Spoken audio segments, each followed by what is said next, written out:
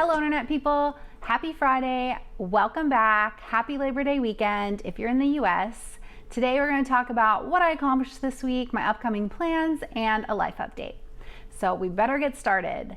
This week I managed to finish my hashtag #sewmybirthday dress, which was a challenge hosted by Michelle from Michelle Sews Again here on YouTube. I chose this Simplicity 7481. I made this version in a gingham from Minerva.com, and I actually also made a tie belt to go with it, which is not shown on the front pattern art, but is an option. Here it is, all finished. Actually, the only thing that is not finished about it is I haven't tacked the facings down on the inside, but I wanted to go ahead and get pictures taken of it this weekend, and I put it up on Instagram. I'll show you a picture here, but I'm not going to show you anything else because I do have a video I filmed while I was making it, and so I'm hoping to edit that up next week and give you a better glimpse of it. So last week I was talking about how I was having trouble with the serger method of gathering, and also I had to deal with a hole that my serger knife conveniently put into it. So let me give you an update on those. For the serger method of gathering, Simply Delilah here on YouTube, she's another Friday Sews YouTuber, and she has a tutorial on how to do gathering on your serger. And I had a feeling that my troubles with it were kind of like my own issue because I definitely trust her, and I watched her tutorial and it was really good. So I figured there's definitely something I was missing about it. So she chimed in my comments and she said, use a smaller seam allowance. So I was having trouble because I had my serger gathering stitches, and then I was trying to do a 5/8 inch seam allowance and the gathers were turning into pleats. Didn't quite work out. So when you use this method of gathering, you want to use a smaller seam allowance if you can, so that your seam is as close to the gathering stitches as possible. So that makes total sense. And I do recommend the serger method of gathering because it is a lot faster and the gathers are pretty even. It's definitely faster than hand pulling it and distributing the gathers like yourself.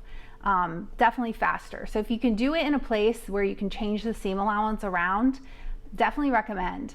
So I was unable to do that in the end because I had that hole to deal with. Now the hole was very close to the seam where the ruffle attaches here. So what I ended up doing was I just did a 2-inch, like about a 2-inch seam allowance on the ruffle and the dress, attaching the ruffle to the dress, and it worked out really well because the dress kind of looks better shortened anyways. It was kind of hitting at a strange part of my calf.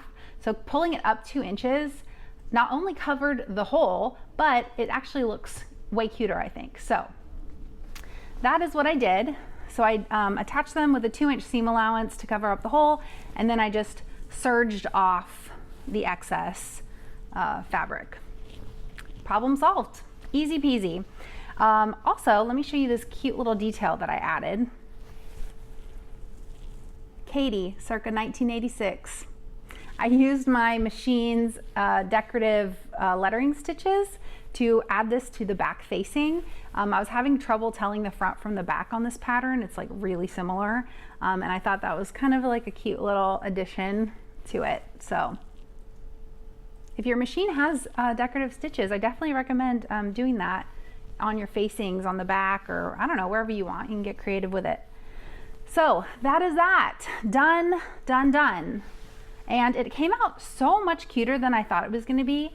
I thought that because it was an 80s pattern, I thought that this yoke was going to be like really wide for some reason, and I actually think it looks really good. I'm really pleased with how it came out. It came out way better than I thought it would. I did have to take in the side seams underneath the armhole because it was a little bit big, but the pattern actually says that you may need to do that. So they kind of drafted it, I guess, to include the possibility of taking it in at the side seams. But I took it into the side seams. I think it fits pretty good. I like the length, and definitely came out way cuter than I thought. I think it's a great little end of summer dress, and I think it'll be really nice even if I have to throw like a sweater over it because it's sleeveless.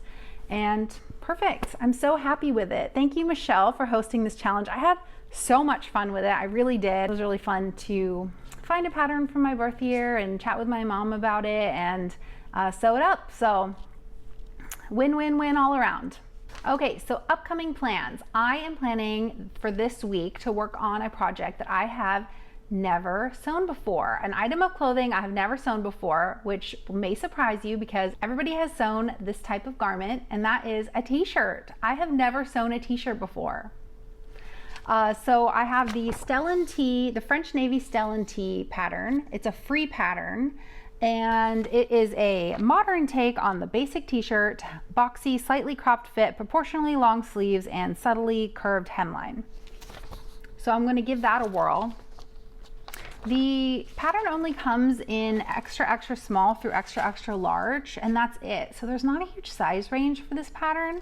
And it looks like with my current bust measurement of 42, that puts me in the extra large. So I'm going to be attempting that, and I'm not going to make any modifications because I want to just see how it fits unmodified. And I'm going to use this performance knit from So English Fabrics. And so I'm basically thinking I'm gonna make like a workout top, maybe something for yoga. If I ever work out again, I'll wear it for that too. I'm not super attached to this fabric, so if it doesn't come out perfectly fitted, that's okay. And like I said, it's gonna be a workout top, so it doesn't need to fit perfect. So I'm gonna see how it fits when it comes out, and then think about making adjustments for, you know, other versions if I like it. So that is my plan. I think it should sew up pretty easy.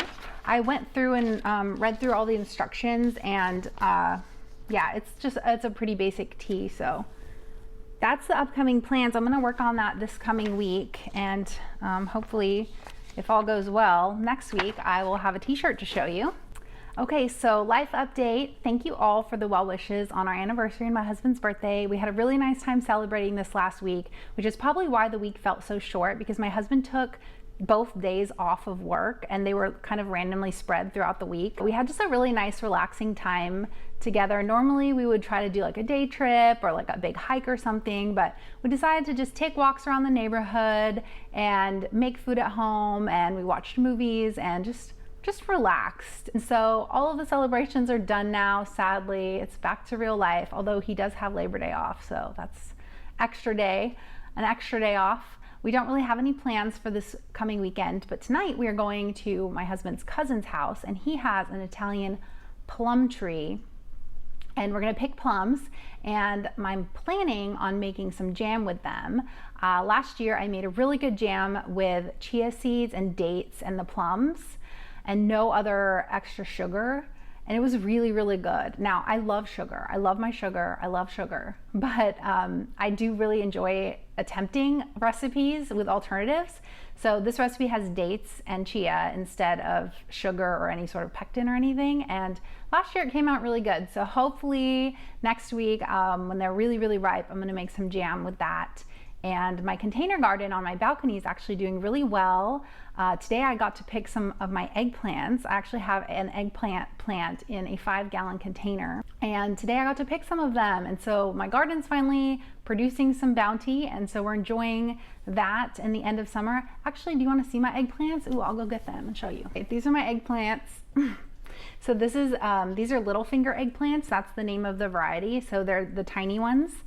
And there's some more on the plant that I left for a few days. But I have a really good Korean eggplant recipe that I'm going to make with them. And I'm just so pleased with them. Like, I grew these. I love gardening. I don't have a huge garden because I just have a balcony, but I have a tomato, an eggplant, some mint. We made mojitos this weekend for my husband's birthday. That was really good. Basil, herbs, things like that. I have a strawberry plant. So I like to have just a few plants, and oh my gosh, I coordinate with it too. I'm matching my eggplants. How cute is that? Anyways, so I'm enjoying that. I'm enjoying the last of the summer weather, and yeah, that's all I really have for you today. So I hope you have a really good weekend. If it's a long weekend for you, I hope you enjoy. I hope you have a lot of fun plans. I hope you have some fun sewing plans.